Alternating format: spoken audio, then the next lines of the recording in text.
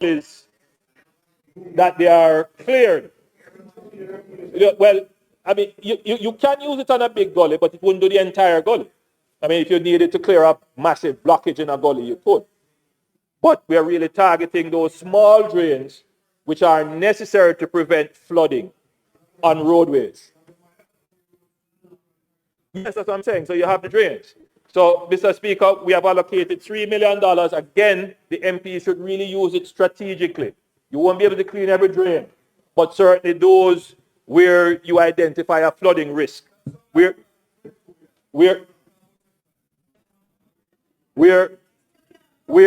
flooding could affect several houses on a road. You want to make sure that those drains are cleared. So, Mr. Speaker, we have allowed the MPs to be able to make a reallocation of $2 million away from this area if they so choose. So we have worked it out quite accurately, Mr. Speaker. I know some MPs are trying to say it's 25 and 24. I know some would double the amount, but the amount, Mr. Speaker, is $22 million. We have set some standard ways in which the funding is broken down, and we have given flexibility to the MPs to make reallocations, but the government wants some strategic direction. So number one priority in this allocation is the MPs to use the funds to impact the road conditions that persons are experiencing. The second priority is to clean up Jamaica with the bushing program, to remove the overgrowth on roads. And then you can use garbage collection and drain cleaning as a backup to those two priorities. So that's the structure of the national program. And it's MP driven. The member from, what is that now? St. Catherine, so East Central wants me to say that the MPs don't get the money in their hands. And let me be clear on that. The MPs do not get any money in their hands at all. And one of the reasons why we come to Parliament and announce it is so that there is transparency around the project. And it is a way to ensure that MPs use the funding in a timely manner and in an effective manner. So the government recognizes that the constituency needs vary, and this allowance of reallocation flexibility will ensure that the MPs can have a targeted approach by constituency. The program will be implemented by the National Works Agency and the National Solid Waste Management Authority, with funds allocated directly to the necessary works, ensuring no deductions for agency fees. Further advisories will be issued to MPs to guide how the program is operationalized. Mr. Speaker, in closing, I am encouraging all members of Parliament to urgently put their programs together, bearing in mind all the procedures that have to be followed. Mr. Speaker, I'm also saying that the work should be done on roads and other infrastructure in a manner that shows a visible impact. So sometimes, Mr. Speaker, we see some attempt at just brushing on a little whitewash. That is not enough. If it is that you want to beautify by clearing the bushes and moving the garbage. But it makes no sense to just run a little bit of whitewash while the garbage is still there and the place is still overgrown. This work must be focused on making a visible and tangible impact on the pain points that the public experiences. So, Mr. Speaker,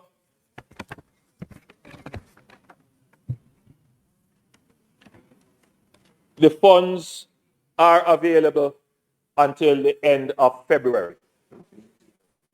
I want to be clear on this.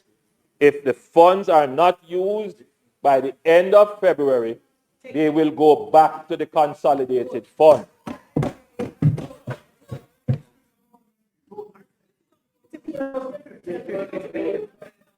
Mr. Speaker, the funds must be used by the end of February. Otherwise, it will go back to the consolidated fund. I'm hearing the suggestion, Mr. Speaker, that a pool should be created of unused funds, but you wouldn't be able to do that in time for the end of the budget year. And that is why we have given the longest time that we could, which is the end of February. And if you are not completed the funds by the end of February, then it will go back. But at least you would have started. Once you're in procurement, you have started. That's critical to understand. So, Mr. Speaker, I've started the project earlier than I did last year to give enough time. I know last year there was a real crunch in trying to meet the many steps for accountability. So we have given enough time for MPs to meet the accountability steps. Mr. Speaker, Jamaica faces many challenges. Many challenges. One that is emerging now is our aging infrastructure. And I want all members of parliament to come to grips with this. We have aging infrastructure. On Friday, I visited the site of the destroyed Troy Bridge on the border of Northwest and South, Northwest Manchester and South Trelawney. Mr. Speaker, Mr. Speaker, Mr. Speaker, that bridge was built in 1865 or 1869. 1869, the colonial government built that bridge. It lasted for 155 years. A weather event came and totally destroyed it. A tropical storm, not even a hurricane. Totally destroyed it. That is the perfect microcosm of what is happening to the rest of Jamaica. The infrastructure that was built from the colonial government's time to what we have now, that infrastructure cannot carry us for the next 100 years. And therefore, we need to have a massive capital investment program to replace all the infrastructure that is aged, dated, and falling apart. That cannot happen overnight. But the commitment that we give you, the people of Jamaica, is that we have started the process of coming to grips with the problem, making the budgetary allocation, putting in place the programs, and we give you the guarantee that within the next decade, Jamaica's infrastructure will be the best in the Caribbean. I thank you.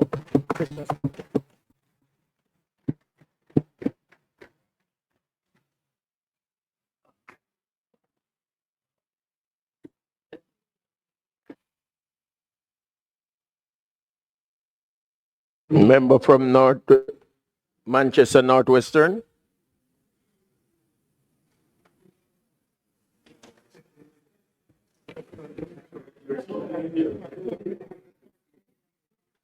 Thank you. Thank you, Mr. Speaker. Mr. Speaker, I want to start out by joining the Prime Minister, expressing condolences to the two individuals who lost their lives there in Worthy Park, St. Catherine, and to the many Jamaicans who have been affected by floodwaters or from tropical storm Raphael, and even before. I know that we have not, many communities and many households have not really gotten a ease from the rains and making their lives a bit miserable. So Speaker, the Prime Minister came here with a lot of vim and vigor to, I'm not sure about the vitality part, but vim and vigor to hold others accountable for the failure of his own administration. Because the Prime Minister for quite a number of days now, have been pointing fingers on others in the failure of the maintenance of the country's infrastructure, blaming others for what he has not done since his administration has been in power. Because if the Prime Minister does not remember, he keeps referring back to the 18 years, which ended 17 years ago. And of that 17 years, the JLP administration has been in power for 13 of those 17. He keeps blaming the opposition, which for me is a failure of his own administration.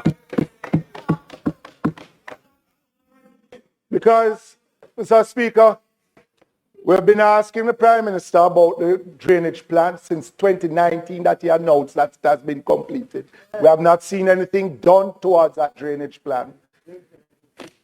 We are hearing about Spark as if Spark will be the answer. The question, no, members, we appreciate the start and that something is being, listen to me now. Hold on. This is not certain. Spark, in the Prime Minister said that there are 27,000 kilometers of road. And of that 27,000, by National Works Agency numbers, it will cost about $30 million per kilometer to overlay. If he is to spend that $20 million, you're getting about 740 kilometers of road out of 27,000. The Prime Minister has already announced the first phase, Mr. Speaker, which is $20 billion, which the government itself had to move to securitizing the revenue from Norman Manley International Airport to finance the first phase of Spark. So while we know where the revenue, where it is coming from, we're not sure where the second and third phase, as the Prime Minister said, it's over 3 years, where that will be financed from. So we only guarantee at this point in time the first phase. At the same time, where is the maintenance program to deal with that? Because it is the same Prime Minister who went and cut the ribbon to the Southern Coastal Highway before it has even...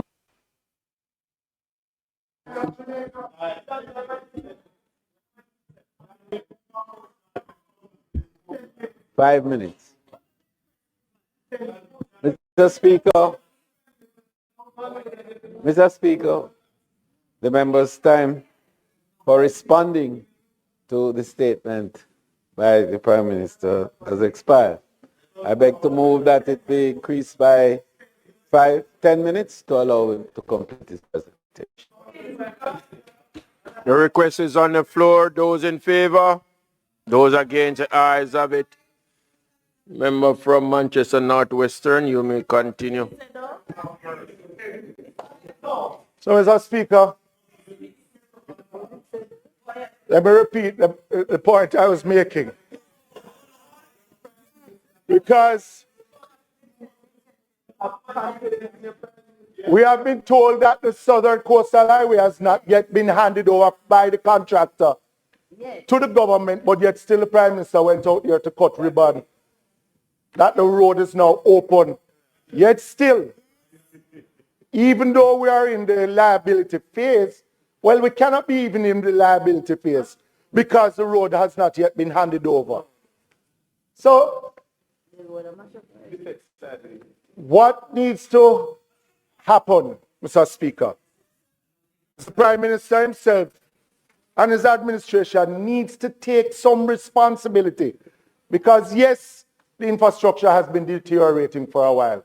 But yes, it is a fact that his administration has not done enough to maintain the infrastructure as we have it. And now, trying to market Spark and Reach. Well, as the member said, Reach not reaching, and Spark not Spark. But has been using it as if it is the answer. And I keep asking the question, Mr. Speaker, where is the national planning dealing with our drainage? Because they have to be dealt with at the same time while we are dealing with our road network. Mr. Speaker,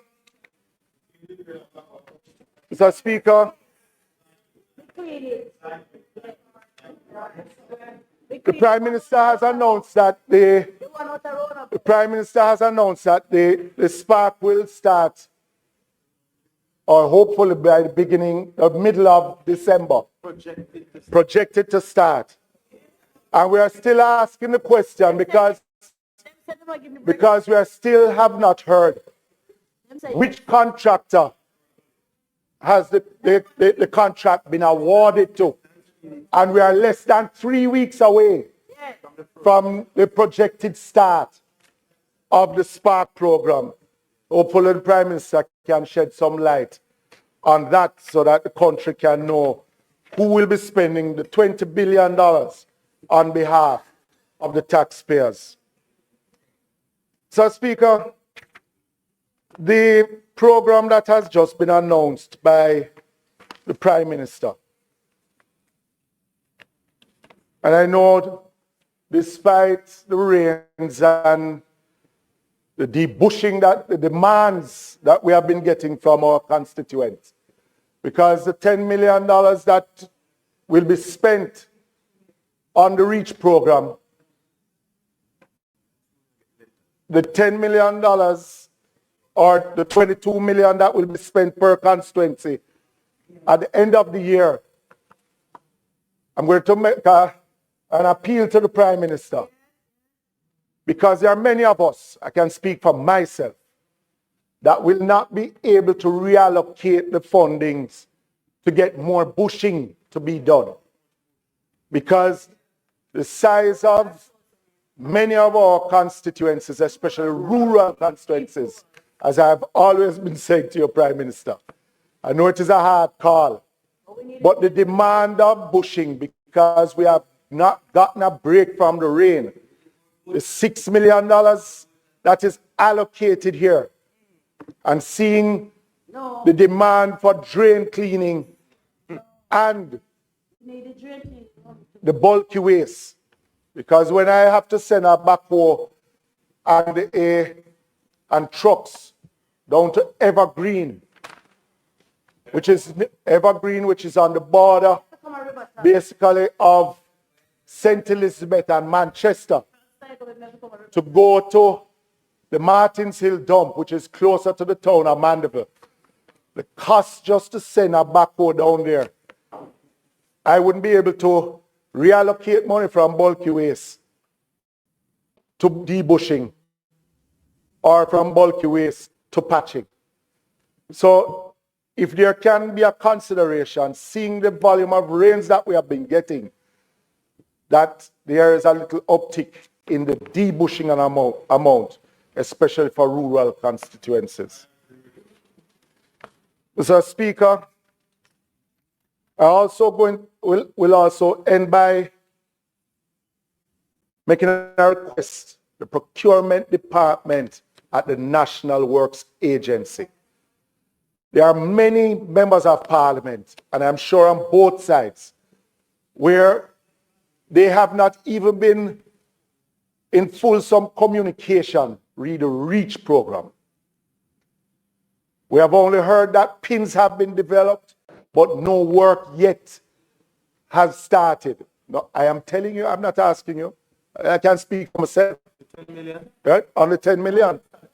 There are some members of parliament that Communications from the parish offices have been late because communication from head office has been late also. And during the end of year program, because of the challenges within the procurement department of the National Works Agency, even on Christmas Eve, there are some contractors that are being paid so that they can pay the workers who have executed the work. So if there can be some accommodation at this time because of the bulk of work that is being done, all 63 MPs using multiple contractors, if some accommodation can be made at the National Works Agency to bolster their department so that we can get a timely rollout of the contract sums to these contractors, that workers don't have to wait until after the Christmas. Well, Mr. Speaker, it is, Mr. Speaker, again, I started out, many Jamaicans and many communities. I myself have had demonstrations in my constituency, read the condition of roads.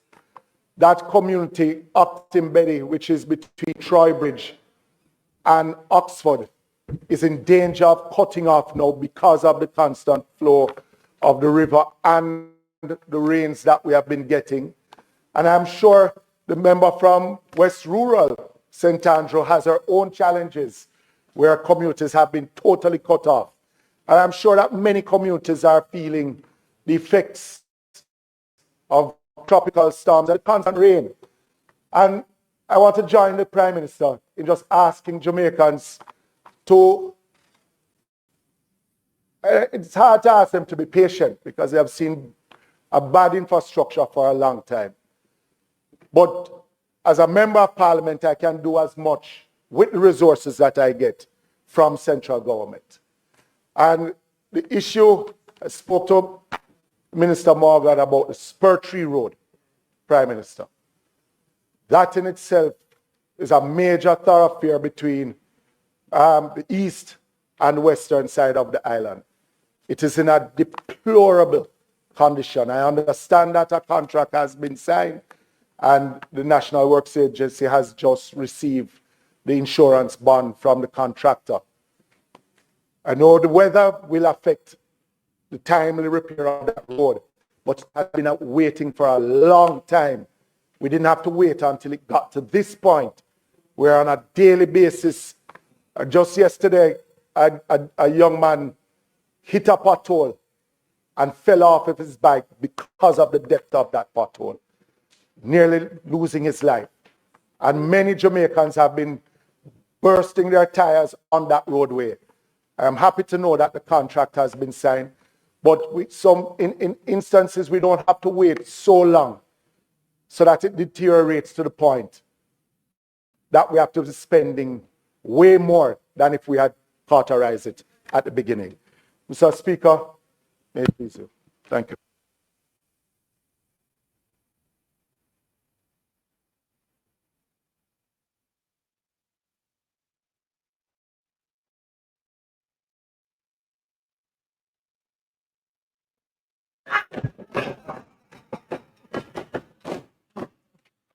Thank you very much, Mr. Speaker. Mr. Speaker, I'm always grateful when allocations are made to deal with issues that are important to the people that I represent. And this program represents one of them. So I am indeed grateful that we will have that $22 million program over the next coming weeks or so. My question has always been, and it is today as well, whether or not this $22 million program will go the way of the $40 million program 2 years ago, Spark program, and the REACH program. Why am I asking that? Why am I asking that? I am asking it because the Southwest St. Andrew that I represent, and I'd love for members who, if they have something to say, Mr. Speaker, will speak to you or through you, but allow me to express myself on behalf of the people I represent. So I'm asking the questions, Mr. Prime Minister, because I, as an MP, and I'm aware of others, have had challenges with the implementation of these programs. It hasn't been a secret. I come here and I speak about it all the time. So, for example, when individuals talk, for example, about the pumpkin growing in Oakland Crescent, and I come here to speak, I don't want anybody to try to stop me because I am representing the people. That specific road, for example, Mr. Prime Minister, was originally to be on the $40 million program. Then this... Member, please. I'm going to read from the standing order to you. No, you can't. If I will remind you that you ask a question, not to make a statement or a presentation. I beg of you, please ask your question so that we'll get to the point. We have children here from the various schools who are here to listen to their member of parliament. Let us pay them that amount of respect so that they can get out of here and they can get home in time and don't be left on the roadway. Thanks. Press. Thank you, Mr. Speaker. I have asked the first question. I'm not sure if you heard it, but I'm sure the Prime Minister would have. No, I'm not repeating it because, well, the first one is whether or not this $22 million program is going to go the way of the 40 million, the spark and the reach. That not sparking nor reaching. That was the first question. The second question, Mr. Speaker, is as I listened to the Prime Minister, I was wondering if this was his first term in government and whether or not there is no responsibility for any of the period that has passed for the work that the government would have been doing in maintaining our roadways. That's the second one. The third question, Mr. Prime Minister, has to do with the fact that the monies are to be spent by the end of February. In my experience, even when the program is submitted, there are times when, because of negligence on NWA side, we find that we are approaching the deadline and they have not moved. I want to make sure, therefore, that you are going to ensure that it is done in a way that we are not held responsible for the negligences of the NWA. And then my final question really is that, Mr. Prime Minister, I'm not sure if you have ever heard of this slogan, never come see, come see. It is a Jamaican term. Never come see, come see. It is a Jamaican term. And as I listened to your speech today, I was wondering if you were epitomizing that never come see, come see. Why everything you blame we instead of taking responsibility.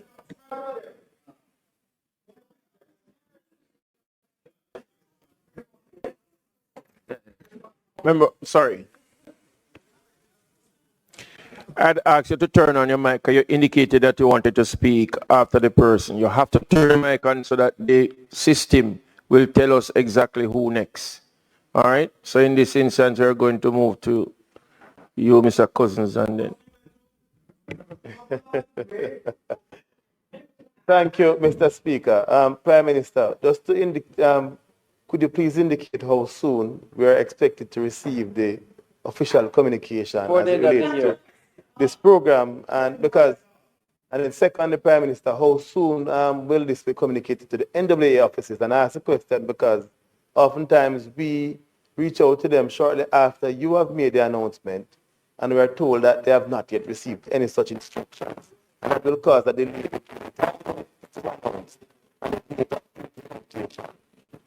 As it relates to this program, soon we will also receive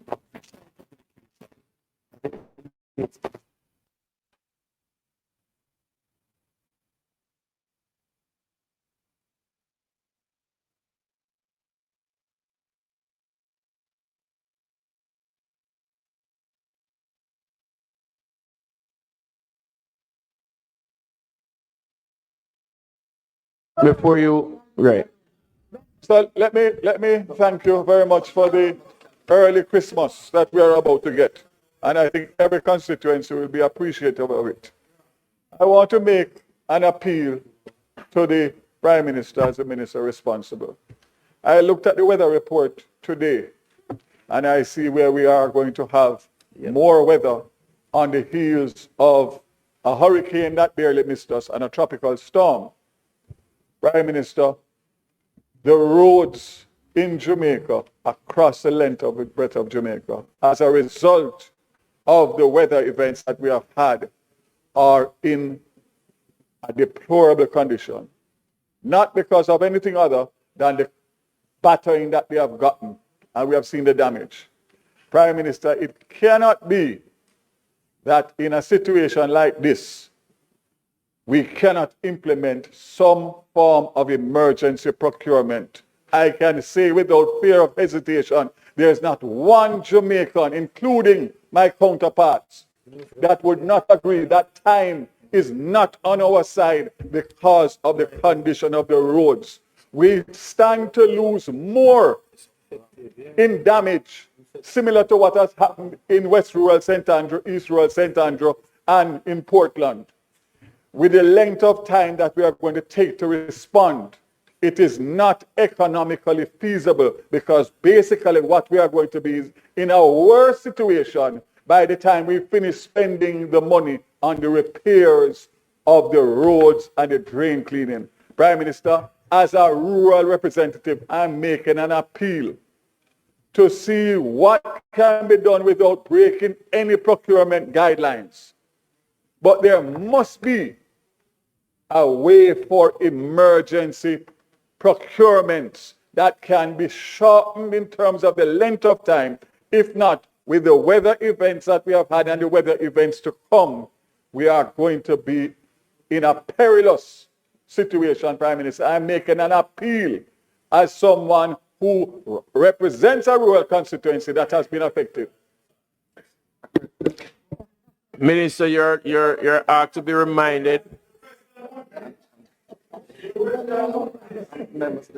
We find a way within the remit of the government to be able to fast track and get these repairs as soon as possible.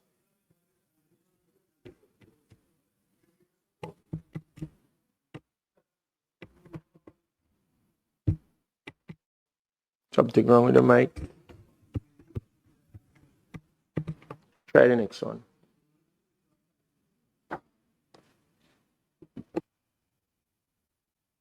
Try it again. Mr. Speaker, just 3 quick questions. Yes, to the Prime Minister. Firstly, in relation to this allocation, are the agencies to get their commission out of it? All right. Secondly, right, in relation to the 10 million allocation for roads, it did state rehabilitation, but can that money be also used for patching? And thirdly, which is the most important of the three, the Prime Minister has spoken at the commencement about climate change.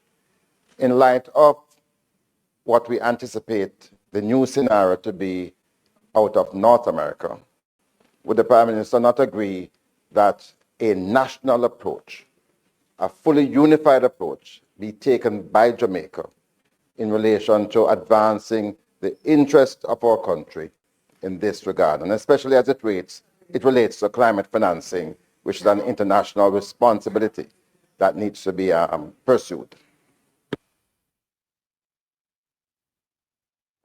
Mr. Speaker, I'm very pleased by the level of response and interest in the matters raised. Let me begin with the questions from the member from St. Andrew Southwest. This routine maintenance program should not meet up on any significant procurement delays, because we expect that the threshold of the projects undertaken would usually be below that which would end up in an extended procurement process. So that's number one. In terms of the $40 million project, you would recall that that project was undertaken with other major procurements taking place all at once, which alludes to the issues raised by the member from Northwest Manchester, that the NWA is undersized and underscoped for the magnitude of works that it is undertaking now. I have said publicly that we are going to have to review the NWA as an entity. And what the government is doing now is doing a comprehensive review of our infrastructure strategy. And in the coming weeks and up to the budget presentation, you will hear more about what we will be doing. Now, the first phase of this total review is to actually do an audit of the roadways. And that is what is being undertaken now. Then we will have to, as I've said, look at how we're going to manage the roads, which will include a review of the NWA and the parish councils, the municipal authorities. Once we are at that point where we can make official announcements as to exactly what the policy direction is, and we welcome the discussion that will follow, we welcome the advice from people. We'll have a big debate here in Parliament. It will go through the process. But at the end of it, we will have a better management of the road infrastructure, which would include development of our contractors, because they are an important part of the maintenance of the road. So we have to have a training with our contractors and a process of helping and developing their own capacities. We actually have to look at that as a national strategic interest of developing our contractors. So that's a part of the review as well. The member from Northwest Manchester raised the issue of the Spur Tree Road and the bad condition that it is in, and the need for maintenance. The member also highlighted the fact that a contract has actually been let for the repair of the road, but of course, it has been an extended period of time. I wish to point out that another element that will come as a result and will be quite beneficial for the public, that will come as a result of the review that we're doing, is that once we have completed the audit of all the roads and we know what the state of repair is, we will establish a website that will give the public of Jamaica information about all our roadways and the state of repair that they are in, along with a schedule of repair and a schedule of routine maintenance. The spark roads will be the first to be loaded to that website. And so the question was asked by the member from Clarendon Southwest, when will the spark roads be published? That will be in short order, certainly before we begin. So they are looking about finalizing the roads. So those will be published. We'll create a website and we'll make it accessible so that the entire Jamaica can see which roads. And indeed, all the roads in Jamaica, along with their state, we will make those public for transparency's sake. In terms of this project, which is the routine maintenance project for November into December, the project begins officially on my announcement, but you will get a letter by Friday detailing what I have said in Parliament, along with other details. And no, so once I have announced it here, so the NWA is now officially at liberty to provision and give instructions to their various offices all over the country. So that will begin. But by Friday, you will get your letter. And once you begin to respond to the letter with the structure and the program, then the program will be operationalized. Just to be clear again, the last time we did the program, we took care of the fees from the various agencies, so we will do it this time. So fees will not be deducted out of your allocations. All right? So you have the full amount. The question was asked by the member from East Kingston and Port Royal whether or not the funds for road repairs can be used for patching. Yes, they can be used for both patching and rehabilitation. not to construct an entirely new road or to build a massive retaining wall or anything like that. What we want the program to be focused on are those small pain points that are, annoyances to the commuting public or to a community that you can address, quickly move to address it. So the threshold of contracting is what you should really be paying attention to in these matters. Let me see if there's anything else that I have missed. I don't want to extend the political debate raised by both the member, my neighboring sister MP in Southwest St. Andrew and Northwest regarding not taking blame. But it is an important point to make. I, as a politician, one of the things I hold as a hallmark is that I take responsibility. And I find myself, Mr. Speaker, taking responsibility for things other persons should have done and didn't do. I find myself as Prime Minister trying to close the gaps left by others. I spend a lot of my time correcting things that should have been corrected, that were left unattended, and it has fallen to me to address it. And I'm trying to bring many of those things to a close, whether it is Jamaica becoming a republic, the situation as it regards to what should we do with our newly emerging national icons. All of these are legacy issues which should have been addressed. It cannot be debated that if Jamaica had a strong economy from the 1970s onwards, and we were spending resources on maintaining our roads, Jamaica's aging infrastructure today would not be a challenge. It would have been a maintained infrastructure. I'm not trying, Mr. Speaker, to transfer blame from me to anyone else. If that were the case, then his argument, the member from Northwest and the member from Southwest Manchester, would be that you are not doing anything, you are trying to blame us. You can't say that. What they have been trying to do, Mr. Speaker, is saying what you're doing is not enough. Or I won't accept that you're doing anything until I see it happen. That's their argument, but not that nothing has been done. The truth is, Mr. Speaker, that if you were to take the allocations that this administration has made on fixing roads, which is why we're going to publish not just all the roads on their state, but we're going to publish all the roads that we have repaired. Because as the member stood up from Northwest Manchester and said, this road, it has not been repaired for a long time, which is what the public will hear. And then under his voice say, I'm happy to hear that there's a contract prepared for it. When that road is repaired, Mr. Speaker, nobody will stand up and say, thank you, the road has been repaired. And the public will always and forever be under the illusion that government has done nothing to repair roads, when that is not the case.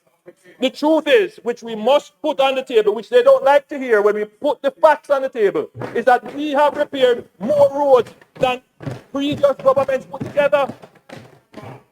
And so, Mr. Speaker, when you talk about roads being repaired and roads being built, just look at the extensive South Coast Road Improvement Project, which the member says I've cut the ribbon to a road that is not yet finished. Mr. Speaker, approximately 14 kilometers of road, which is a specific section of the highway, was completed and handed over to the government. The rest of the project is not completed, and we did not open the rest of it. And as soon as we are at a state where it can be opened, we will open those roads. Mr. Speaker, let it be clear, this is not a government that celebrates announcements. We are a government that celebrates achievement. And this road is an achievement, the South Coast Road Improvement. An achievement. Make no mistake about it, it should not be in any way devalued. Because if you were talking about a road that should have been repaired, that would be a road that should have been repaired and repaired decades ago. This administration has done it. When you talk about what we are doing with the Montego Bay bypass, the Long Hill Road, which other administration can point to those things?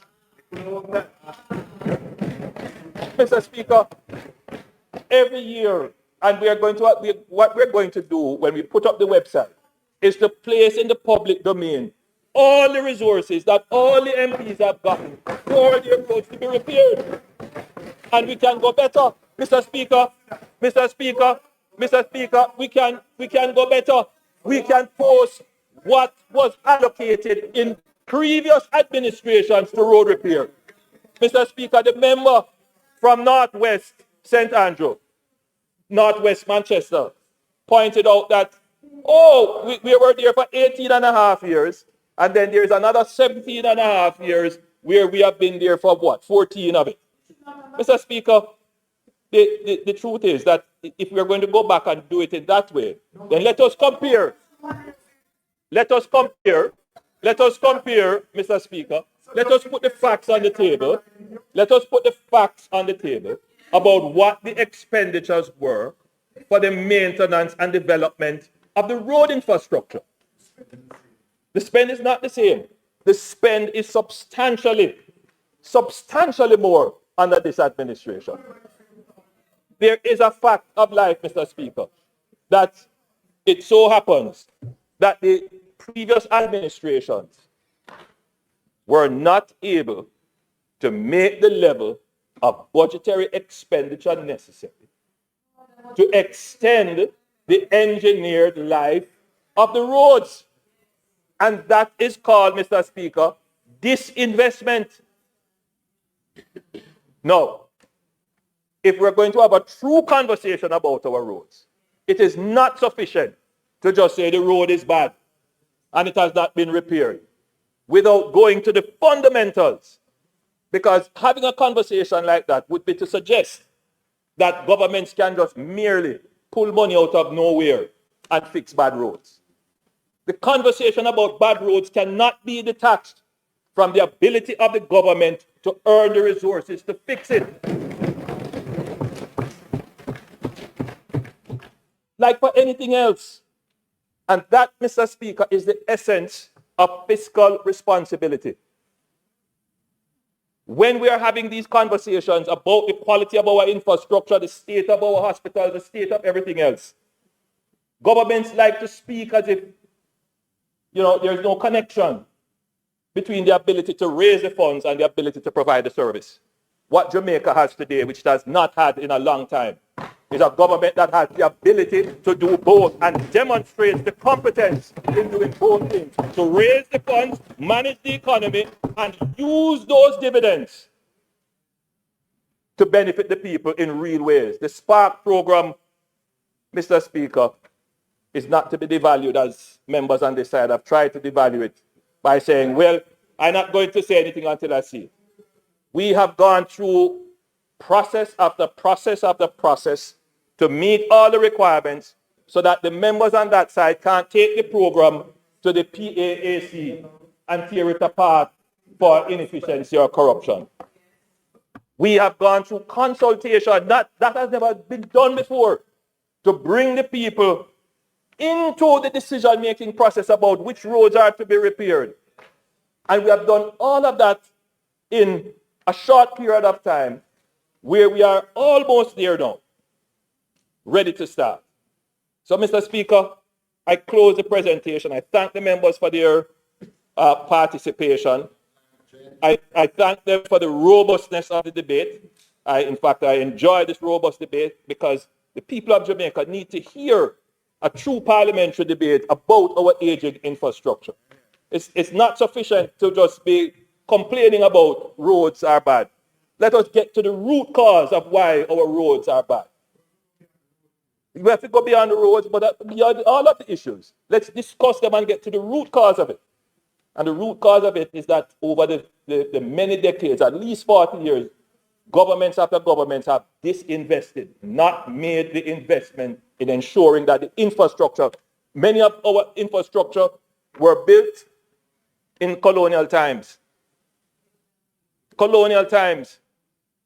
And we are now just at a point, 60 years after independence, that we're starting to deal with it. Mr. Speaker, the Spanish Town Hospital, built by colonial funds over 70 years before. And we are now just at a point where we can put up a new wing. That's the real issue. We have never had an economy that generated the revenues so that we can keep the investment going in our infrastructure. And that is what the conversation should be about. Who can create the economy to deliver the infrastructure?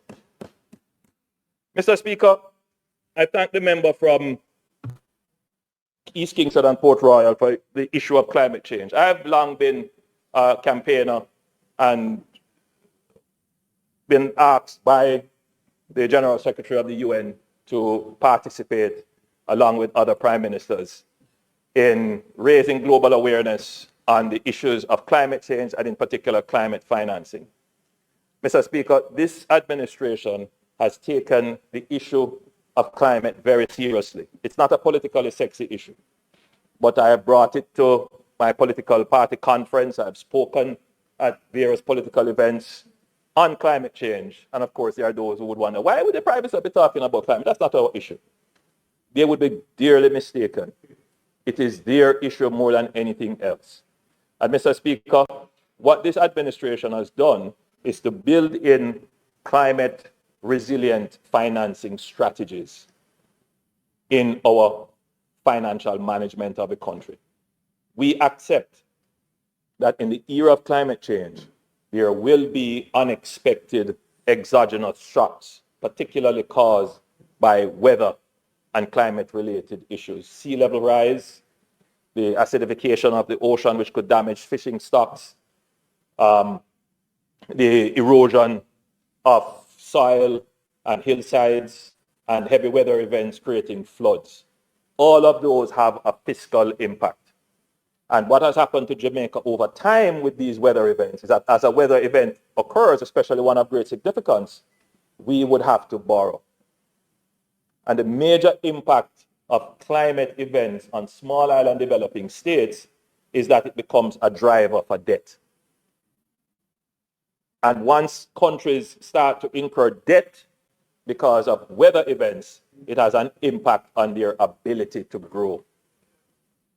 And it also has an ability on their financing capability for current consumption. So what we have done is to create a disaster risk management fund, which we are by law compelled to put resources in. It stands at about $5 billion now. So as weather events occur, we are able to respond to it without it becoming a fiscal risk to the government.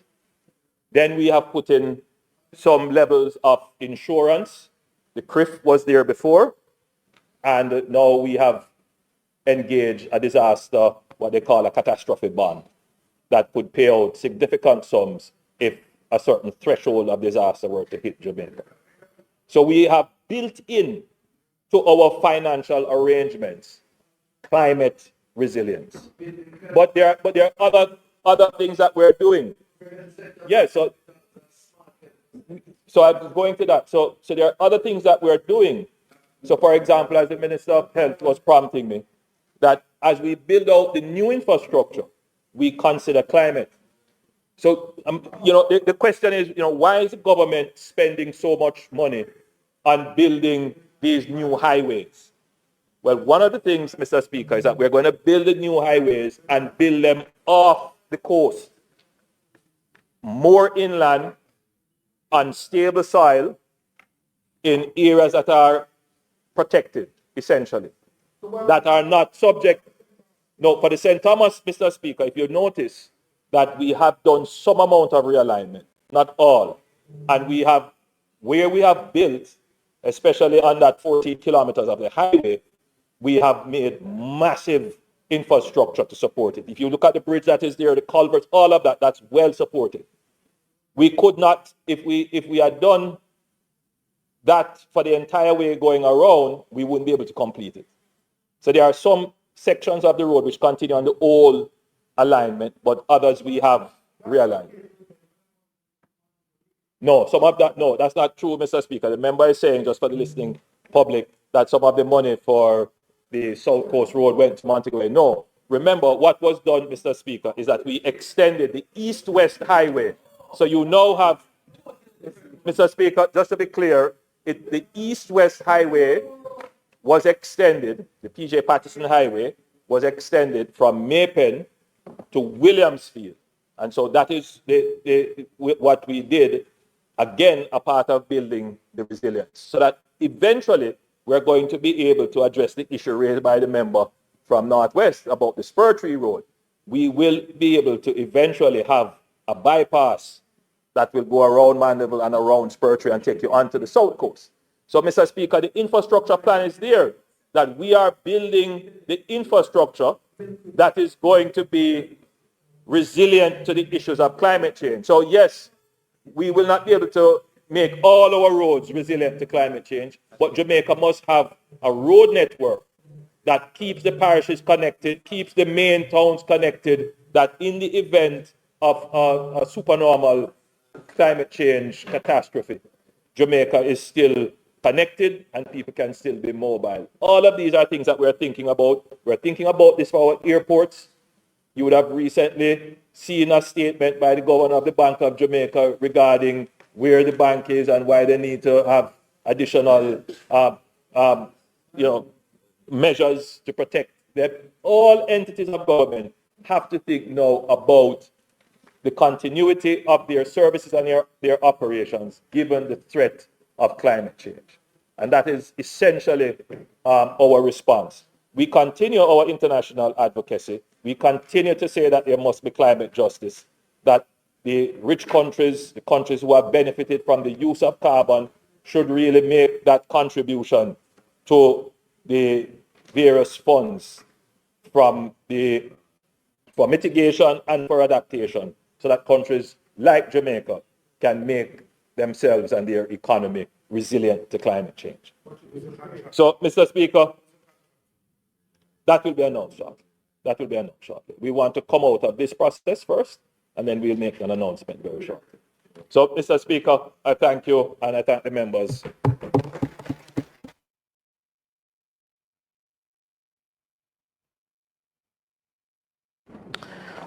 Mr. Speaker, as indicated earlier, I beg to move that the agenda now be reverted to public business, and that in this order we will take the following: the resolution from the member of Southeast St. Catherine with regards to the extension of the state of constituency debate in order to facilitate the presentation of the member from Central Kingston and the member from East Central St. Catherine.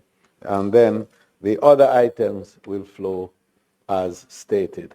May it please you, Mr. Speaker. The request is on the floor. For those in favor? Those against, the ayes have it. Will the member from St. Catherine Southeastern? No. Mr. Speaker, I now move for the suspension of the standing orders to enable me to take the motion, notice of which I gave earlier. The request is on the floor. Those in favor? Those against, the ayes have it.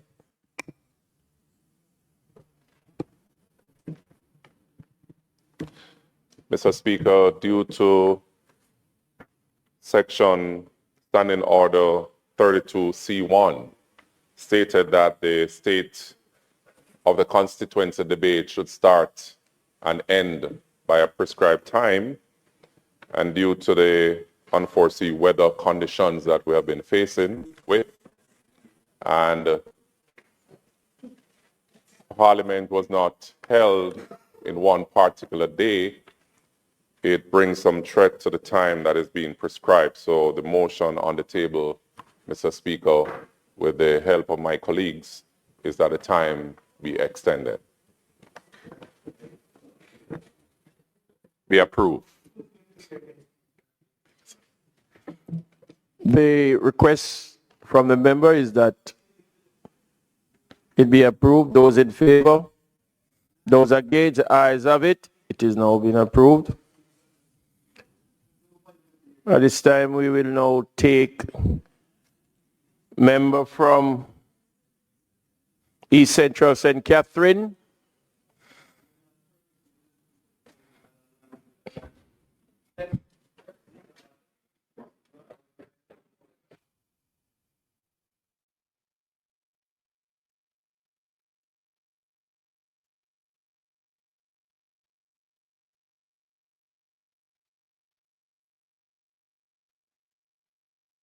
Member, remember that you have an allotted 15 minutes and you may be maybe given some extra time.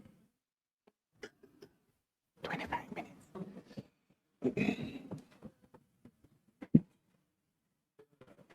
If it so pleases you, Mr. Speaker. Mr. Speaker, I rise today in this honorable House to contribute to the state of the constituency debate with immense pride. First and foremost, I give thanks to God for his guidance and the privilege of serving my East Central family for the past 8 years as their chosen representative to this noble House. Mr. Speaker, it makes a difference who represents the people, and I am grateful to the Most Honorable Prime Minister, Dr. Andrew Holness, for his continued trust in me to capably represent the great constituency of St. Catherine East Central, where we are more than a community, we are a family. I also thank the Most Honorable Prime Minister for his confidence in me to serve as the Minister of State in the Ministry of Foreign Affairs and Foreign Trade, having previously served as Minister of State in both the Ministry of Culture, Gender, Entertainment and Sport and the Ministry of Education, Youth and Information.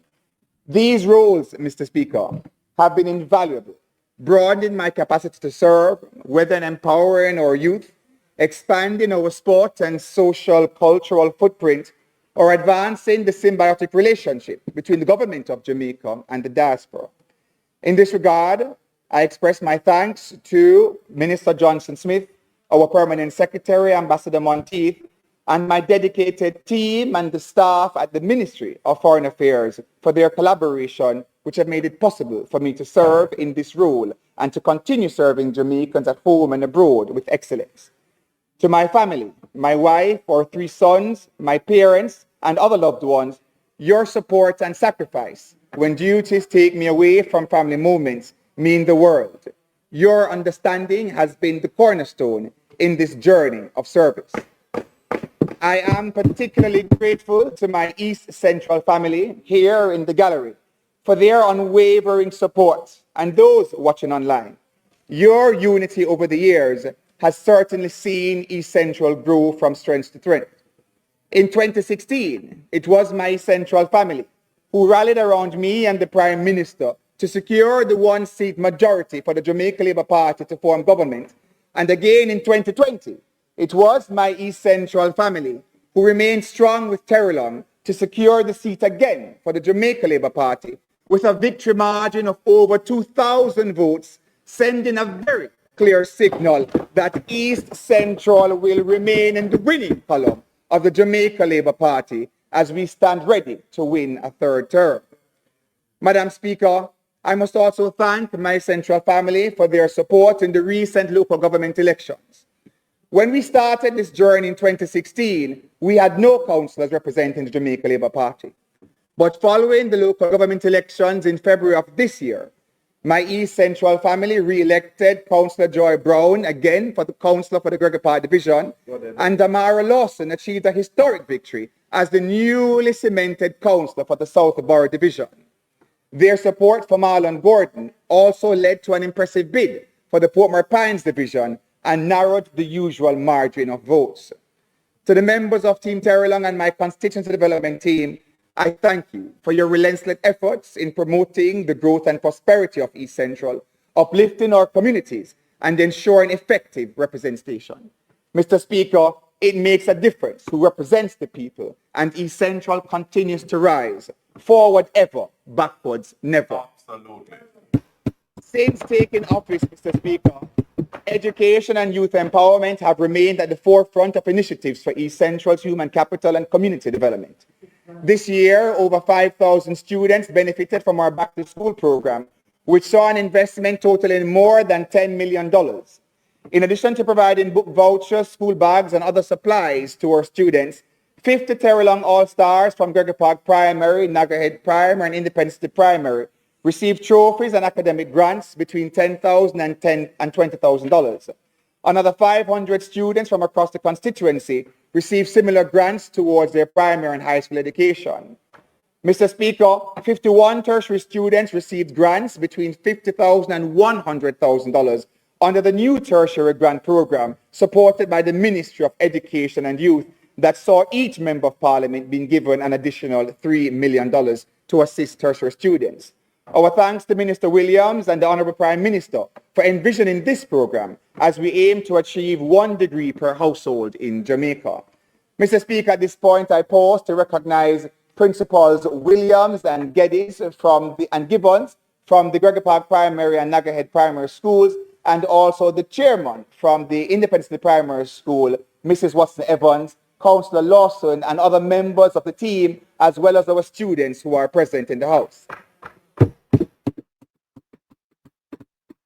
Mr. Speaker, we are putting the heart into representational politics in East Central. Not only are we supporting academic pursuits financially, but we are also equipping our youth with 21st century skills to better prepare them for the jobs of today and tomorrow. Through Heart Trust and STA recruitment drives in Gregory Park, Newland, Grange Lane, South Borough, and Caymanas Gardens, we are creating employment and other education opportunities for our youth. Already, we have recommended 32 young students for the Heart Care program and 8 students for the LIFT program. This is how we build a modern Jamaica, by investing in our people, giving them the opportunities and skills they need to be self-sufficient, not by creating a handout culture. Mr. Speaker, an educated mind is the best weapon we can wield, and in East Central, we aim to empower our children. Through our education programs, these have extended beyond the classroom. In July, Councillor Lawson and I organized an enriching field trip program that saw over 40 children, students, and their teachers and chaperones from the constituency visiting the Chinese embassy, where they were immersed in the depth and beauty of Chinese culture firsthand. They explored Chinese art, music, culinary traditions, calligraphy, and language, broadening their horizons and igniting their curiosity for the world and beyond our shores. Cultural exchanges like these empower children to appreciate diversity and understand the value of diplomatic relations. I must extend gratitude to Ambassador Chen and the team from the People's Republic of China for hosting our young kings and queens. With our eyes on the future, we are exploring also opportunities for scholarships to enable more for our youth from East Central to study in China. As Member of Parliament, I have placed a high priority on school visits that provide an opportunity to engage with and empower our young kings and queens. Through these visits, I am able to elevate and educate our youth by conducting empowerment sessions and stepping into the classroom to teach mathematics, Spanish, history, and social studies and English. Through the transformative power of education, we are empowering the next generation of future leaders who will come from East Central. I am also happy to announce that this government has transitioned Nagahead Primary away from the 2-shift system, allowing our students to now return home at a reasonable hour to focus on their studies rather than 7 p.m. or 8 p.m. Mr. Speaker, allow me to share an inspiring story of one of our remarkable Terrelong All-Stars, Ronaldo Lee. A past student of Nagahead Primary and Campion College, Ronaldo and his brother were raised in the developing community of Newland by their mother. I recall when he got accepted into Campion College in 2017, he cried as he did not know how his mother would finance all his academic needs. Fast forward to September 2024, and this young king has been accepted to pursue a degree in engineering at the prestigious Massachusetts Institute of Technology. His acceptance to MIT is extraordinary, as he's only one of 8 Caribbean students to be enrolled this year. Contributing to Ronaldo's education through our Terrelong Award for Academic Excellence program over the years has been an honor. His academic success is a source of immense pride to our communities and nation, and reinforces my vision of elevating young kings and queens through the transformative power of education. To Ronaldo and his mother Sophia, who are watching online, I extend my heartfelt congratulations once more. Young king, continue to soar because you are destined for greatness. I am proud to stand with you on this journey as I stand with all our students in East Central, where my commitment to education and youth empowerment is well known. Mr. Speaker, many Jamaicans, including university graduates and civil servants, struggle to manage money effectively. This issue often stems from financial literacy gaps in early education, with many people lacking exposure unless they study or work in finance. I strongly believe that equipping our youth with financial skills as soon as they enter high school would change their futures for the better. Countries like Norway and the Netherlands have seen the benefits of early financial literacy education.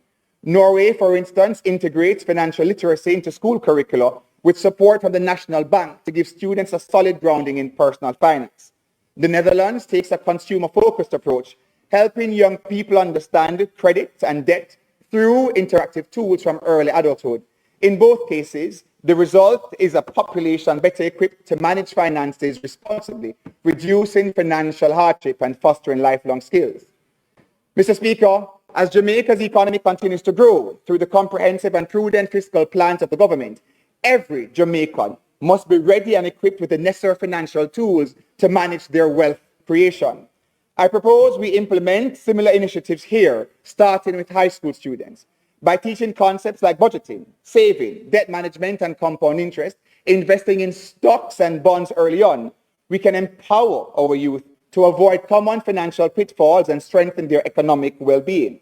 By making financial literacy a national priority and embedding it in our educational system, we are not just giving individuals the skills to manage money, but building the foundation for a financially resilient Jamaica. A new Jamaica where we normalize black men and women having 28 bank accounts. A new Jamaica where it comes as no surprise that the sons and daughters of teachers, vendors, shop owners, tailors and dressmakers, police officers and nurses can boast about their stocks and shares in companies in Jamaica, Bermuda, Switzerland and beyond. A new Jamaica where every hardworking individual can own a big house with a swimming pool if they desire, as they benefit from the growth in our economy, which has seen a decline in our debt to GDP ratio from 144% to 72% over the last 10 years, and has seen a drop in unemployment from 14% to 4.2%, and a booming construction industry that has seen far more houses and businesses being built in Jamaica than over the last 40 years. As global citizens, we must also recognize that access to the internet is a fundamental human right, as essential and basic as food, shelter, and clothing. Over the past 2 years, in partnership with the Universal Service Fund, we have made strides towards closing the digital divide in St. Catherine Central.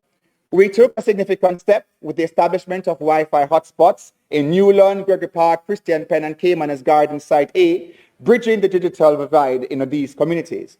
Today, I'm pleased to announce that a new Wi-Fi location was launched in Newland, specifically supporting the Newland Basic School and surrounding residents. This new hub will empower children, facilitate learning, and help parents and community members alike to access essential services and economic opportunities. We also gave tablets to 10 children between grades 4 and 6 to assist with their preparation for the PEP examinations. Mr. Speaker, as it relates to safety and security, last year I used this platform to speak out against the heinous acts of violence and terrorism that disrupted the community of Gregory Park. I called for a police post to be stationed in the heart of Gregory Park to provide greater peace and security for residents. Today, I am pleased to announce a significant step forward for the people of Gregory Park with the introduction of a new mobile police station, which gives the police an operation base inside Gregory Park in the vicinity of Gulf and Cottage Drive. This development represents our government's unwavering commitment to the safety and security of our citizens. It demonstrates a government that listens to the concerns of its people, that values their safety as a priority, and that refuses to let fear and violence dictate the course of our future. I use this opportunity to acknowledge the work of Deputy Prime Minister and Minister of National Security, the Honorable Dr. Chang, Senior Superintendent of Police, Mr. Phillips, and the hardworking team of the police officers at the St. Catherine South Police Division, who worked tirelessly to get this mobile police post up and running. The new post symbolizes a community-centered approach to crime fighting, fostering a culture where police officers work alongside residents, listening, engaging, and building the trust needed to create lasting peace. By empowering both our citizens and law enforcement, we are creating a united front against crime. In a community like Gregory Park, which has long faced its share of challenges, this station will serve as a beacon of reassurance, signaling that no community is forgotten and no concern goes unheard. It is an investment in a safer, more resilient Gregory Park, a place where families can thrive, businesses can grow, and children can play without fear. Mr. Speaker, over the last year, we have continued with our infrastructure development program. to create real and tangible improvements in the daily lives of our residents. In January, work commenced on the Grange Lane dualization project, valued at $930 million. This will see an improvement in traffic flow, as well as enhancing commerce and accessibility throughout the area. By prioritizing the repair and maintenance of our roadworks in East Central, we are committed to ensuring safe and reliable access to homes, schools, and workplaces generally. Mr. Speaker, under the SPARK program,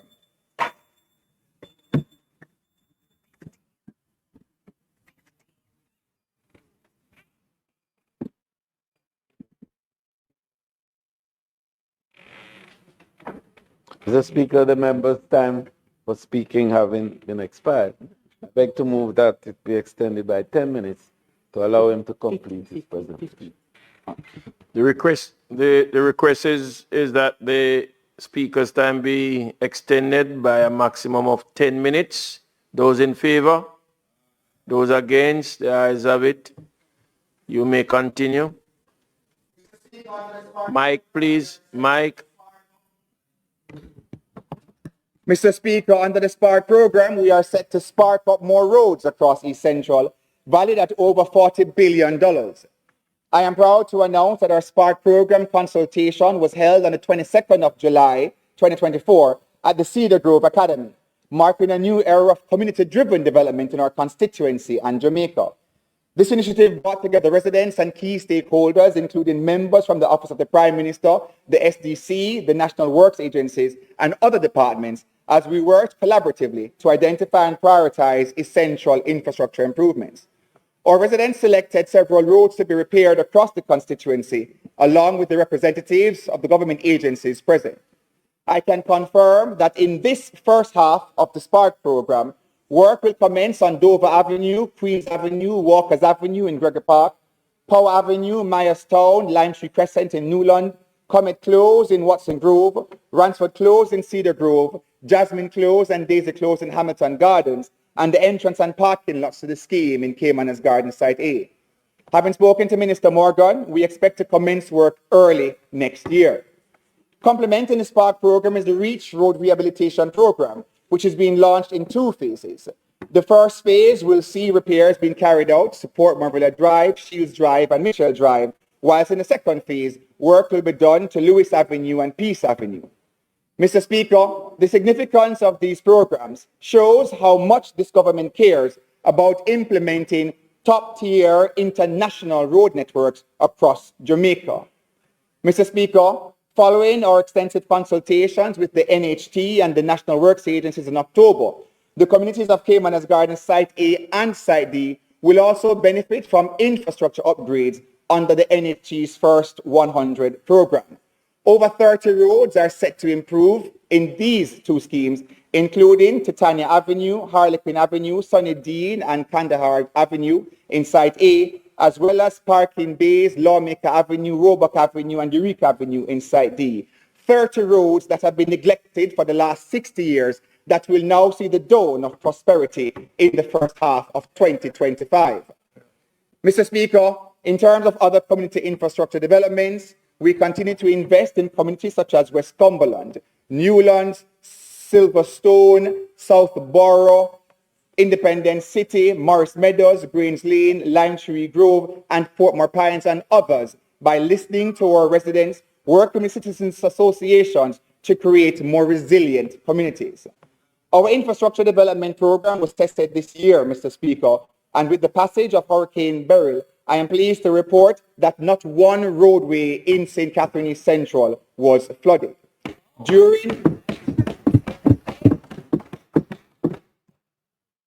During Tropical Storm Raphael last week, my team and I were actively out in the rain delivering care packages to the elderly and disabled who are the most vulnerable during times of such severe weather conditions. Notwithstanding, Mr. Speaker, more work needs to be done, and I call on the NWA to provide additional funding to further reinforce drainage infrastructure in critical areas such as West Cumberland, Christian Penn, Cedar Grove, and Watson Grove. Mr. Speaker, I've also made a special appeal for repairs to be effected to the Newlands Main Road and the entrance leading to the community of Southborough, which have been severely damaged by weeks of consistent rainfall and now pose a danger to both motorists and pedestrians.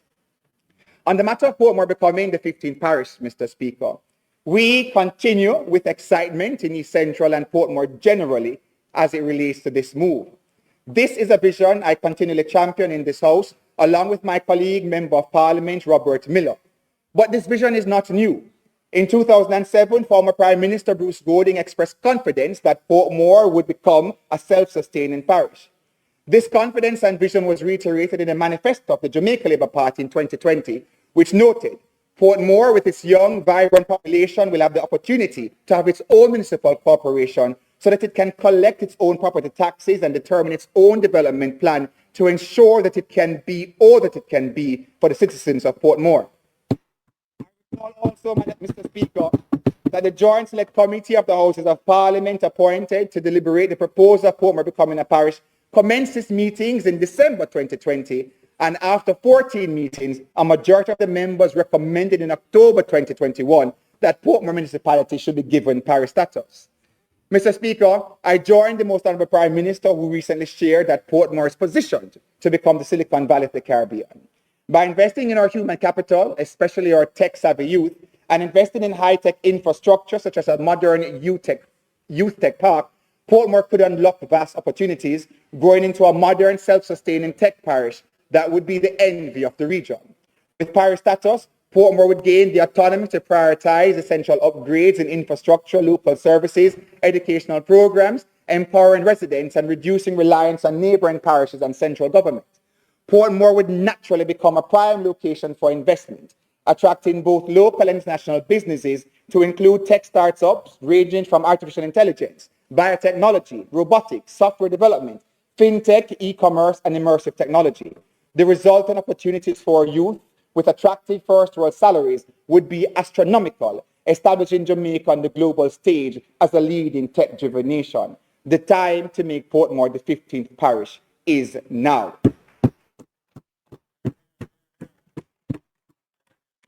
Mr. Speaker, as it relates to other social intervention programs, my team and I in East Central continue to uplift the lives of our residents in need of assistance. Beyond infrastructure and economic development, we're focused on providing direct support to those most in need. We have been providing more assistance to the PATH program, as well as our agricultural program that has seen some 70 farmers receiving pigs, goats, and chickens, and more residents to receive these goods as well. 40 constituents were assisted on the farm work program, and over 500 residents have also received care packages and grants of $10,000 and more, as well as 900 seasonal jobs created over the year. Mr. Speaker, I am mindful of the time and will quickly indicate our thanks to Minister Darrell Vaz as it relates to the added transportation provided to East Central, and also to Minister Mackenzie as it relates to the added garbage trucks. Nonetheless, I still hear the calls from my constituents for improved waste management and regular garbage collection, and I am committed to advocating to the Solid Waste Authority for these changes. Cleanliness and proper waste management are fundamental to public health and overall quality of life, and these enhancements will reflect our dedication to create a clean and healthy environment for all our residents in East Central and Jamaica. Significant progress has also been made as it relates to improving our water access in our communities, and my thanks go to Minister Samuda for the work he has done in getting regulated water supplies in areas such as Gregory Park and Newlands in some communities that have not had proper water supplies for some 50 years. Additionally, for the residents of Portmore, NWCs has plans to construct a new water source ranging from the Rio Cobre. This will enhance access to water as well as the pressure for water to your homes, ensuring that there are less outages. Mr. Speaker, in concluding, I wish to indicate that as it relates to my role as Minister with responsibility for diaspora affairs, that at the recently concluded diaspora conference in June, I saw the look on the faces of our Prime Minister and the leader of the opposition as we sat alongside Minister Johnson Smith at the conference. Together, we looked out at an audience of over 1,200 Jamaicans from home and abroad who are eager to invest in Jamaica. To anyone who thought they could turn the diaspora away from a caring and hard-working government by their misinformation, propaganda, and pasa-pasa, they were misguided. The record attendance at this historic conference speaks volumes about the strength of the bond between Jamaica and its diaspora, and I was proud to lead this charge. Mr. Speaker, every Jamaican must stand with Andrew Holness, the best Prime Minister Jamaica has ever seen. Under his leadership, Jamaica has turned the tide on issues that once held us back. We used to be drowning in debt with high interest rates that crippled our progress. It is worth repeating that today our national debt has been cut in almost a half and unemployment is at a record low.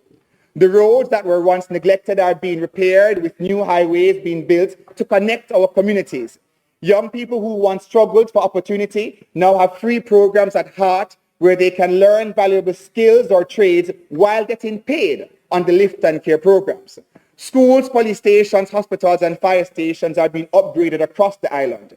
More families are receiving support through PATH, and senior citizens and persons with disabilities are gaining better access to pensions and healthcare. So many positive changes are happening in Jamaica. We must continue to stand with Andrew Holness and the Jamaica Labour Party as Jamaica goes towards a brighter future.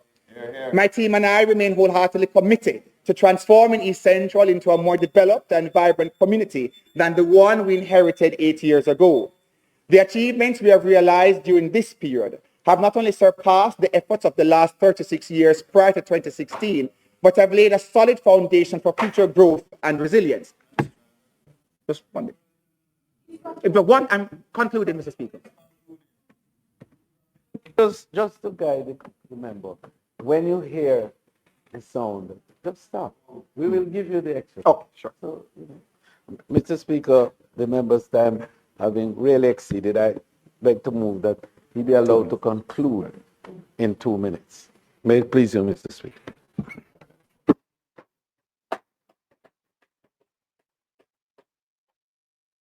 Before you speak, you have to get the blessings of your colleagues, and we are going to say to you, no more than 2 minutes. The request is on the floor. Those in favor? Those against, the ayes have it. Member, you may continue. 2 minutes only. Thank you, Mr. Speaker. The remarkable progress we have made in East Central over the last 8 years is a testament to the power of effective representation and our unwavering dedication to serving our constituents. With pride, I affirm, it makes a difference who represents the people. Enough good things are going on at East Central. And let me say this, Mr. Speaker, to anyone who has faced rejection by voters across Jamaica and now seek refuge in East Central, know that our residents are not easily swayed or won over by empty promises. They stand loyal and unwavering in their support for Terrelon, committed to leadership that truly represents their values and vision. They have long since thrown off the chains of underdevelopment and disregard for people and communities, and they are not going back. There is no cost that could be placed on any rice tag that can be used to buy the people of East Central. They are not goods or animals for sale. Mr. Speaker, the residents of East Central will tell you, thanks to MP Terrelon, they now know what real representation and support look like. They know what a farm work card looks like. They know what a school book voucher feels like in their hands and how their community can shine and spark when roads and infrastructure are truly upgraded. They see their MP in office every Thursday from 2 p.m. until the last person is heard, sometimes staying as late as 11:30 p.m. during the back-to-school rush. They know what genuine representation looks like, and they are standing by it, ready to move forward with Terrelon in the third term. To my East Central family, as we look to the third term, let us seize this momentum of growing prosperity and continue to work together to develop our constituency and build a Jamaica where all citizens thrive. Together, we will not only transform East Central, but also set a benchmark for excellence in representation and good governance across Jamaica. I thank you, Mr. Speaker.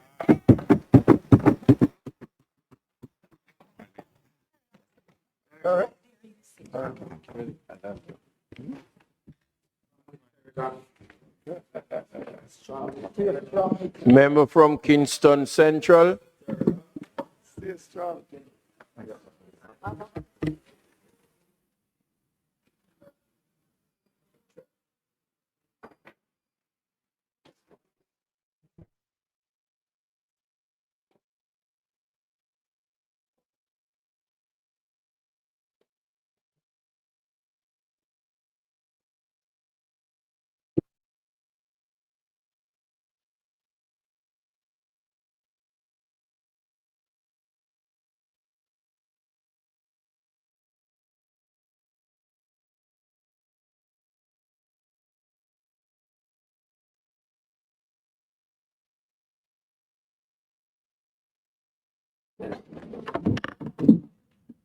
Fix it. It's on.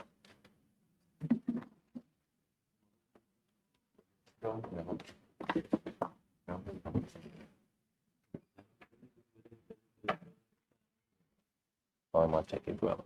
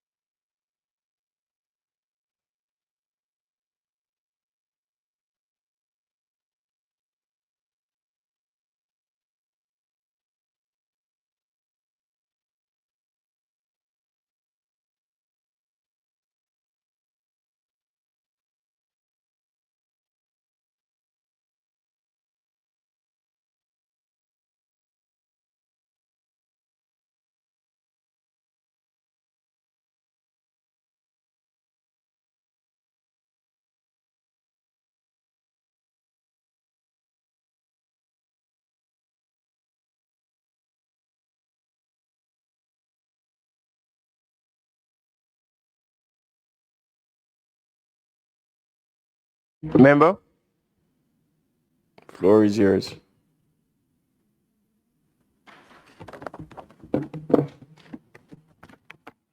Mr. Speaker, I deem it an honor to contribute to yet another State of the Constituency debate on behalf of the vibrant constituency of Central Kingston. I want to thank my councillor Rosalie Hamilton of the Raytown Division, my constituency executive, the workers for their support of the continuing mission to rescue the constituency from the years of neglect and from being consistently underserved. Also to our hardworking and dedicated constituency secretary, Ms. Monifa Barrett, who continues to shoulder the responsibilities of the office with distinction. Mr. Speaker, since my last presentation, we have had some positive developments in the constituency.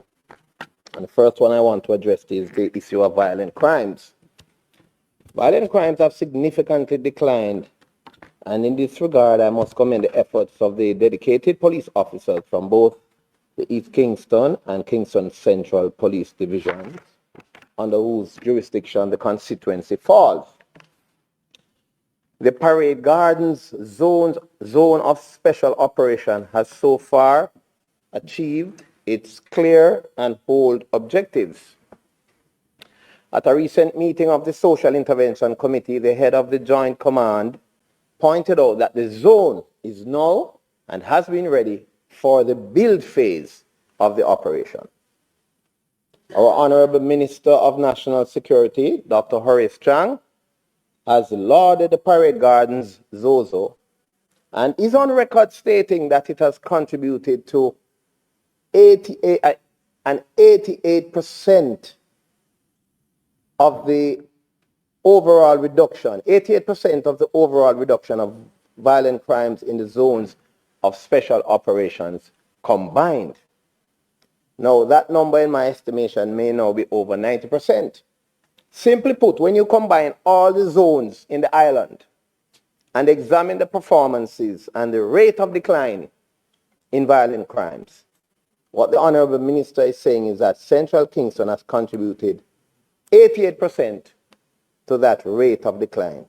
That 88% decline is attributed to the Parade Gardens Zozo. Simply put, Mr. Speaker, we are the best performing Zozo in the country, and we intend to keep it that way. I therefore call upon the relevant entities with the overarching responsibility to implement the build phase and to do so with alacrity. We have earned it. Mr. Speaker, our records show that more of our young people are accessing tertiary education and vocational training. Our young people are ambitious, and through the CDF and the various government financial assistance programs, we are helping them to achieve their goals. Only recently, 35 at-risk young people attended the Heart Care Program orientation. And these are 35 young people who otherwise would have been idle in the constituency. And so we really welcome this program. We have also filled our quota of LIFT applications, that is the learning and investment for transformation. And this program is one which targets fifth formers and sixth formers who have just left school and places them in a training environment, after which, and during that training process, they are paid handsome salary, and there is also a saving component to the program. And so we have filled our quota. We have also exhausted the $3 million tertiary education assistance grant from the Ministry of Education, which supplemented our CDF allocation. And Mr. Speaker, I must say the removal of the Student Loan Bureau guarantor requirement and the elimination of the hard fees are policy initiatives which we welcome, and our constituents are taking full advantage. This JLP, this government, this Dr. Andrew Michael Holness led administration is serious about educating and training our young people, and we are pleased in Central Kingston for these efforts. The Speaker, housing is always an issue in Central Kingston. Over the years, the housing stock has deteriorated over the years. We have inherited that, but we laud the efforts of the social housing program in the constituency. As we speak, we have several houses currently under construction. We have experienced some challenges along the way, which have delayed the completion of these houses. But I want to assure the recipients, if they are listening, that we are working through the issues, and in short order, these units should be completed. We have made significant progress with the Hanover Street multifamily housing project. Now, my understanding is that the architectural designs, I mentioned this housing project in my last speech, so I'm providing an additional update. We have completed, my understanding is that the architectural designs have been completed and the project will be submitted for procurement. The Ministry of Economic Growth and Job Creation is fully committed to this project, which will benefit 21 families in the Parade Gardens area of the constituency. Now, Mr. Speaker, we have also identified several properties in the constituency that are suitable for housing development under the Urban Renewal Program highlighted by the Prime Minister, the Most Honorable Dr. Andrew Holness, in his 2024 budget speech. This program will be spearheaded by the Housing Agency of Jamaica, whose technical team has already visited these properties and confirmed their suitability. So, Mr. Speaker, we are serious about addressing the housing stock in the constituency of Central Kingston. On the point of roads, Mr. Speaker, I will say that the effort to repair our roads and what is to come is actually unprecedented in Central Kingston. We have repaired several of our community roads. This year, Hurricane Burrell, Tropical Storm Raphael, and recent rains, we weren't spared. Many of our roads have deteriorated, like many other roads across Jamaica. But I'm happy to say that today I received a call from the ministry, from the National Works Agency, and they advised that all the roads that I had submitted under the REACH program have been approved. And so in short order, we will be repairing some of these roads that failed, that were damaged under the, yes, we submitted our roads early in the yes, we submitted our roads very early. And so I understand that the member of parliament component, these roads were approved under the member of parliament component, but there is another component, the NWA component, where they are looking at some main roads. And I understand that roads like Ellison Roads, I've been getting a lot of calls in relation to Ellison Road that serves Kingston College and connects it's a connecting point in downtown Kingston to major areas, that those roads will be addressed shortly. Now, we recently rehabilitated several roads under a previous road program. Gold Street is one of them. There is George's Lane, which extends into the Central Police Station. Regent Street, also known as 34 Lane in Alman Town. We did parts of Hitchens Street and John Street. And St. Michael's Lane, this one, St. Michael's Lane leading to the entrance of the St. Michael's Primary School. I take great pride in doing this road because, you know, this road is the entrance to the primary school, and over the years, it has impeded smooth access to the school. The teachers and the students have had challenges, and that section of the community, they call it back of God, primarily because of the years of neglect. But I can now say that with this new road and the new sidewalk, that the designation of back of God no longer obtained. That's why the residents will now have to find a new name befitting its upgraded status. Now, Mr. Speaker, we have some challenges. We still have challenges with improper garbage disposal. I must say, Central Kingston is a much cleaner place today than 4 years ago. Yes, it's a much cleaner place. However, we still have some trouble spots where there is persistent illegal and unlawful dumping. And we clean these spots, and we issue no dumping warnings, and they find another spot. But I will tell you that the trucks are picking up waste more frequently, and we have distributed more receptacles across the constituency. Yet the problem of improper and illegal dumping persists. And I suspect that people from outside the community also are coming into the community to do dumping, and that's a problem. So I'm asking the NSWMA, some of the problem areas are the corner of Hanover Street and Sutton Street, the corner of Upper Rum Lane and East Queen Street, Victoria Avenue in the vicinity of Cloverley Road, the corner of St. Albans and Wellington Street in Franklin Town. These are some problem areas, and we are asking the NSW. Pardon me? Yes, no, well, under the routine maintenance program just announced by the Prime Minister, we will making some efforts under the NSWMA component to do some work. But we're asking the NSWMA to step up its enforcement efforts, because, you know, you will clean it today, but if you don't catch somebody and prosecute them, then they will continue. So we have to set an example.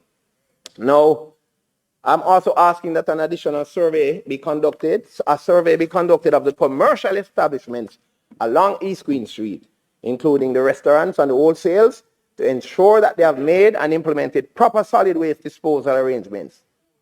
Finally, I suggest that an annual allocation for bulky waste disposal be designated for the constituency, so we can assist and help some of these residents to get rid of these bulky waste. Sometimes they throw the fridge and the old furniture on the roadside. It's unsightly, and it cannot be tolerated. So at least we give them an annual bulky waste disposal program, so there's no excuse for, you know, the old furniture on the road. Yes. So there's another issue that, well, I've seen in recent times. I've seen an improvement in the JPS's response to fallen poles that are in disrepair and present a risk of harm to our residents and their properties. We report these to the JPS as soon as they are brought to our attention. We ask that these reports be treated with more alacrity, but in recent times we have seen some effort, and we want to commend the effort. Now, Mr. Speaker, as it relates to sports in the constituency, we want to really express our gratitude to the Sports Development Foundation of Jamaica and Project STAR for their continued support of our Football for Peace program across the constituency. It has reaped significant success in helping to stem the tide of violence across the constituency. And in this regard, I want to announce that the Raytown Playfield project, the rehabilitation or the upgrade of the Raytown Playfield project will continue in short order. There are some equipment or accessories that were imported to complete the project. My understanding is that they have now arrived in Jamaica and the project will resume in short order. And I mention it because the constituents have been inquiring about it. So the Raytown Playfield project will be resuming shortly, and soon and very soon we will be having night football in the Raytown division, which will help to keep. And we will also be having a jogging park so our people can be healthier.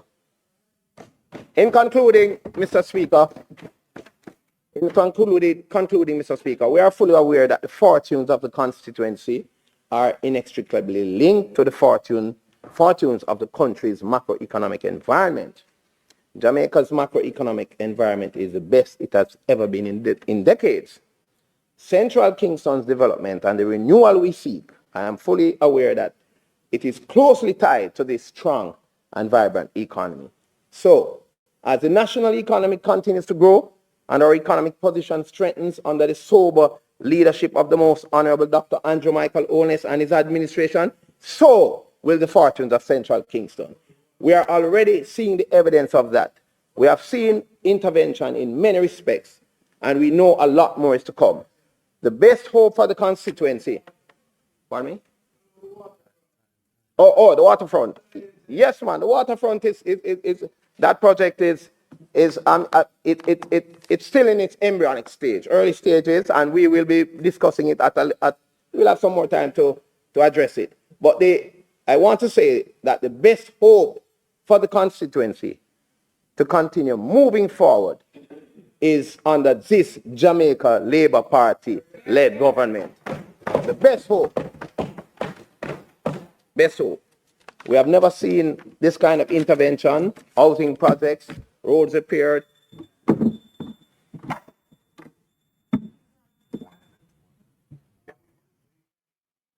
Mr. Speaker, I beg to move that the member's time be extended sufficiently for him to complete his presentation, given that he actually started saying in conclusion. May it please you, Mr. Speaker. Remember, the request is on the floor. Those in favor? Those against, the ayes have it. Thank you, Mr. Speaker. So as I said, Mr. Speaker, the best hope for the constituency to continue moving forward is in this Jamaica Labour Party's government. And I am confident that as we continue to build up our economy, and as we create more fiscal space, I am confident that the urban renewal program that we have embarked upon in Central Kingston will get more traction, and the people of Central Kingston will see a new day. Thank you very much, Mr. Speaker.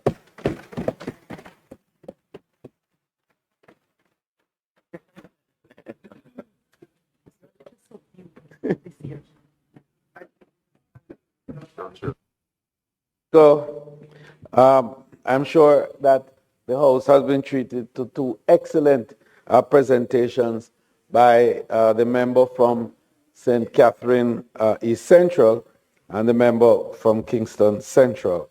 I beg to move at this point, Mr. Speaker, that the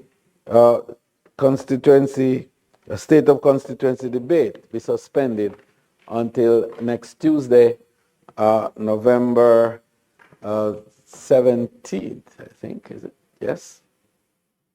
At 2 p.m. at the George William Gordon House. 19th, I beg your pardon.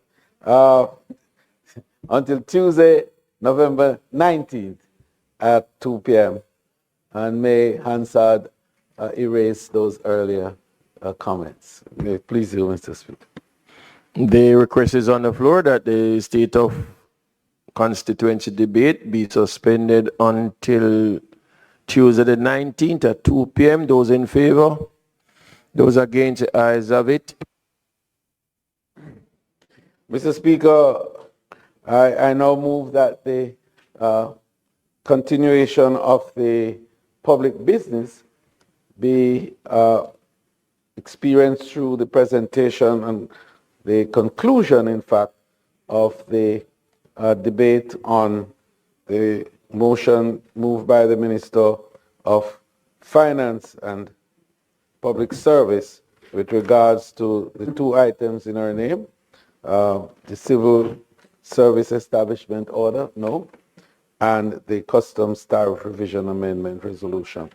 The Minister will indicate, Mr. Speaker, whether or not she'll be concluding all of these today or indeed will be doing a portion and then to conclude next week or at a future date. May it please you. The request is on the floor that we now have as desired. Those in favor? Those against? The ayes have it. Member from St. Andrew Eastern, no Minister of Finance, you have the floor. Mr. Speaker, I will be taking the Civil Service Establishment Act next week to allow time for it to be read. All right. But I do have two motion notices that I gave earlier. So, Mr. Speaker, I now move for the suspension of the standing orders to enable me to take the motion notice, of which I gave earlier.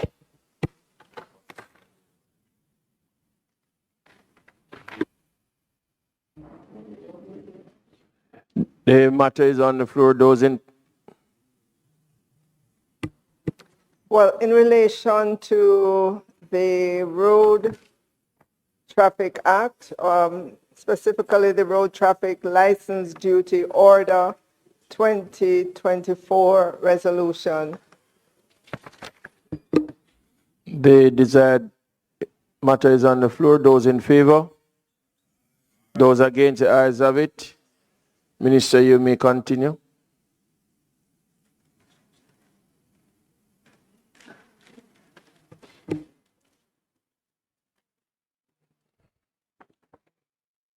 Mr. Speaker, I now ask that the motion be approved.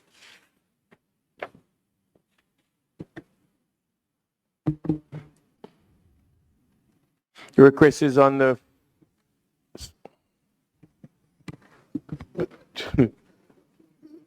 Huh? Yeah, I know, but I thought they're connected. Yep. Mr. Speaker.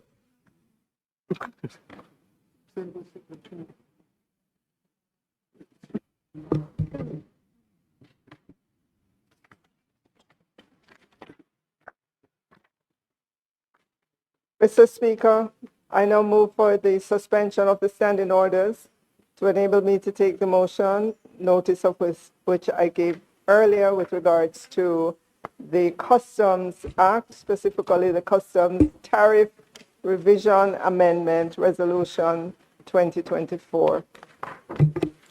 The request is on the floor. Those in favor? Those against? Ayes have it.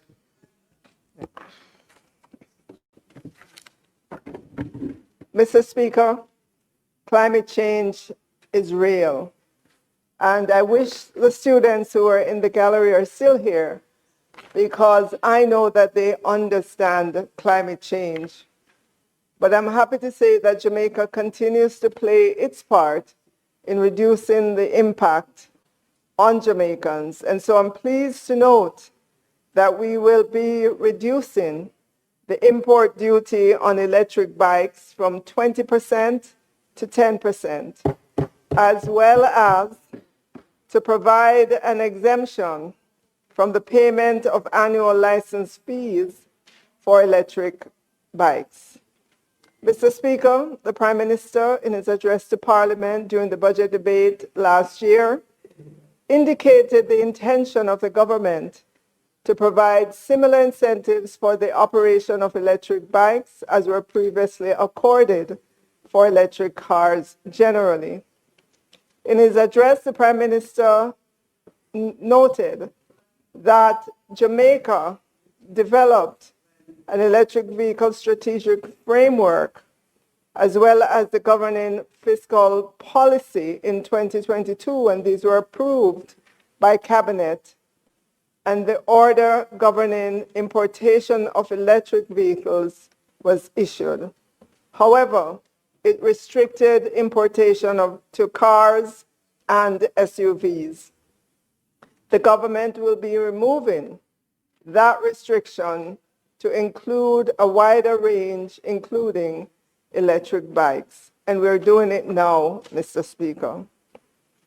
Mr. Speaker, Cabinet gave approval by way of Cabinet Decision number 8/24, dated March 18, 2024, for amendments to the schedules to the Road Traffic Act, as well as the Customs Tariff Resolution as follows.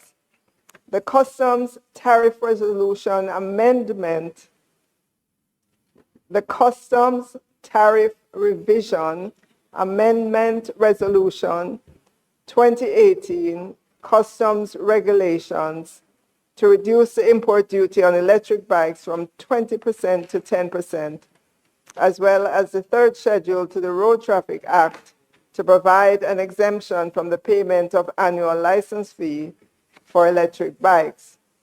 The amendments mentioned would only be for electric bikes which are 3 years older or less since the date of manufacture. It was also approved for the regime to be in place from April 1, 2024 to March 31, 2029. Mr. Speaker, this incentive goes a long way in helping to reduce tailpipe emissions, in keeping with Jamaica's transition to ensuring a clean energy future. In addition to zero emissions, electric bikes saves money on maintenance. And it is a big benefit to society in that there will be significant noise reduction using an e-bike versus the internal combustion engine bikes. So, Mr. Speaker, this amendment continues to show Jamaica's strong commitment to ensuring that we do our part in fixing the pressing issue, the pressing global issue of climate change. It was the World Health Organization that said, climate change is the greatest threat to global health. We will continue to do our part, Mr. Speaker, to mitigate the harmful impact. And I'm pleased to bring these amendments to reduce import duty on electric bikes 3 years and less from the date of manufacture, from 20% to 10%, as well as provide an exemption from the payment of annual license fee. Thank you, Mr. Speaker.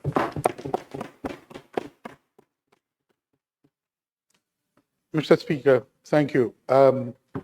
I thought initially that's where the minister was going and wanted to address and respond to it because I believe they are coherent and consistent. The order, the exemption order with the amendment to the resolution, the customs resolution. So the opposition supports this effort. When the Prime Minister spoke earlier, it was clear that both sides are adhering, that we were at one on the need for climate change and climate action, climate justice, and these resolution bears a concrete evidence of the support that the opposition will give to and has given to the efforts in this regard. And so both the resolution, amendment to the resolution, and the order are supported. Minister, I want to welcome you in this role and to say to you that with respect to the resolution, the customs resolution, I've taken notice that this is a 1972 resolution. What it speaks to is the urgency of bringing forward to this House the resolution, the regulation to the 2024 Act, the Customs Act, a brand new act that really needs to come, and the regulation needs to come to this House as soon as is practicable. It's an advanced and modern piece of legislation that will assist the country in its ambitions to become a logistics hub and to be much more efficient at the port.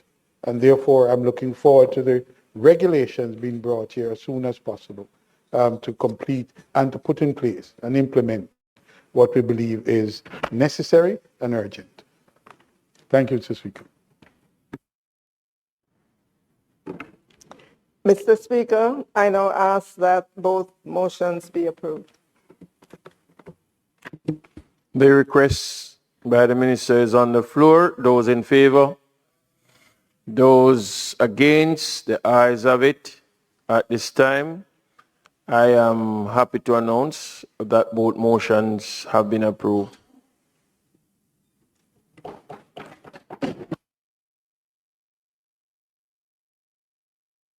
House Leader. Mr. Speaker, it's not intended to do any further business today. I therefore move for the adjournment of this Honorable House until Tuesday, November 19 at 2 p.m. at the George William Gordon House. May it please you, Mr. Speaker. At this time, as is said, and the request is on the floor, it is not intended to do any other business for the day, and that the House be suspended until the 19th of November. Adjourned, sorry. This House be adjourned, the sitting of the House be adjourned until the 19th of November at 2 p.m. Those in favor? Those against? Ayes have it. This House now stands adjourned.